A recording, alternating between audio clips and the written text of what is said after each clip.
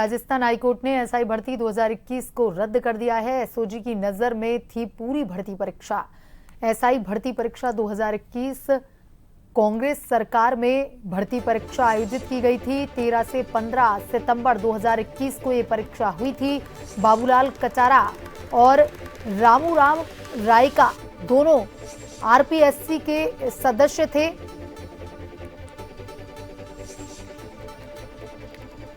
SOG ने paper leak का खुलासा किया था। वहीं शिक्षक भर्ती परीक्षा में एसओजी ने पहले बाबूलाल कचारा को गिरफ्तार किया था। एसओजी की पड़ताल में कचारा की एसआई परीक्षा में मिलीभगत सामने आई।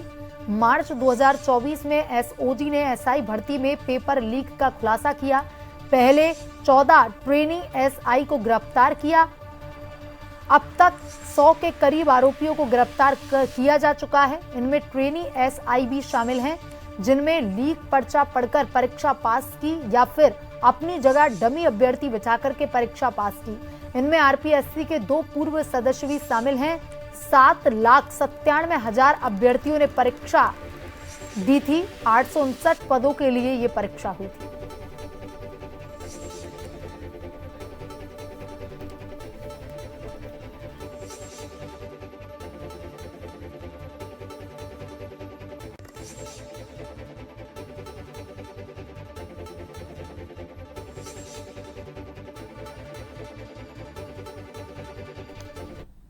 और इसी खबर पर ज्यादा जानकारी के साथ अधिवक्ता एके जैन फोन लाइन पर जुड़ चुके हैं। एके जैन जी, ऐतिहासिक फैसला राजस्थान हाईकोर्ट का आया है, जहां पर एसआई भर्ती परीक्षा 2021 को रद्द कर दिया गया है। यह ऐतिहासिक फैसला है। यहां पर अब सवाल उठता है कि क्या मामला डबल बेंच में जाएगा? ये राजस्थान उच्च न्यायालय ने आज ये साफ कर दिया, बल्कि ये भी साबित कर दिया न्यायाधीपति समीर जैन साहब ने कि जब कभी भी संस्थाएं अपने कर्तव्य में विफल होंगी, सरकार जब अपना कार्य नहीं करना चाहेगी और जब जनता के अधिकारों का मामला हो, जनता के मूल अधिकारों का मामला जुड़ा हो, तो न्यायालय उस मामले में अपने कर्तव्य से विमुख नहीं रहेगा, बल्कि अपने कर्तव्य का पालन करेगा।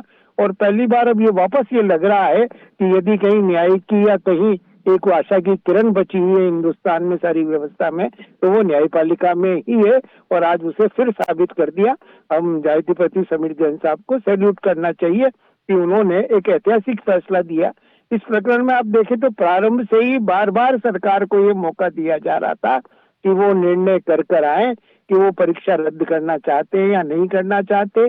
शुरू में सरकार का ढुलमुल तरीका रहा, कहते रहे भाई कोर्ट को सामने, फिर उसके बाद एजी ने ओपिनियन दे दिया कि सब सरकार परीक्षा रद्द कर देनी चाहिए, परंतु सरकार ने नहीं माना, कैबिनेट कमेटी की मीटिंग ने भी नहीं माना।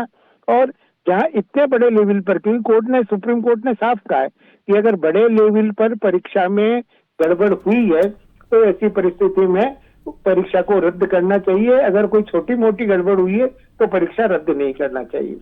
जी एके जैन जी, लगातार एसआई भर्ती परीक्षा को लेकर के भ्रष्टाचार लगातार इसके खुलासे के हो रहे थे, कई गिरफ्तारियां हो चुकी थी, लेकिन अब सवाल यही उठता है कि क्या मामला डबल बेंच में जाएगा और फिर पीड़ित जो हैं उनके बारे में क्या कुछ जानकारी, अब उनको लेकर के क्या फैसला सामने आ सकता है? उनको कोर्ट ने पीड़ितों के विषय में भी चिंता जाहिर की है और ये भी स्पष्ट कहा कि भाई जो दूसरे डिपार्टमेंट से नौकरियां छोड़कर यहाँ आए हैं वो वापस अपनी नौकरी में समायोजित हो सकते हैं। सरकार को भी अब ये करना चाहिए कि जो व्यक्ति दोबारा परीक्षा देना चाहे उनको सारी उम्र में छूट दे, और यदि वो नियमित ही सेलेक्ट हो जाते हैं तो उनको जो पिछले 5 साल या 7 साल की उनकी वरिष्ठता है वो भी वापस दी जाए, ताकि कोई वास्तविक व्यक्ति दुखी नहीं रहे। पर गेहूं के साथ धुन भी पिस रही है। पर ये मामला इतना बड़ा है कि यहाँ सरकार के लिए या कोर्ट के लिए भी ये तय करना मुश्किल था कि कौन असली है और कौन नकली है। और ऐसी परिस्थिति में परीक्षा रद्द करने के अलावा कोई चारा था नहीं और सरकार अपनी ड्यूटी पे निरंतर विफल हो रही थी।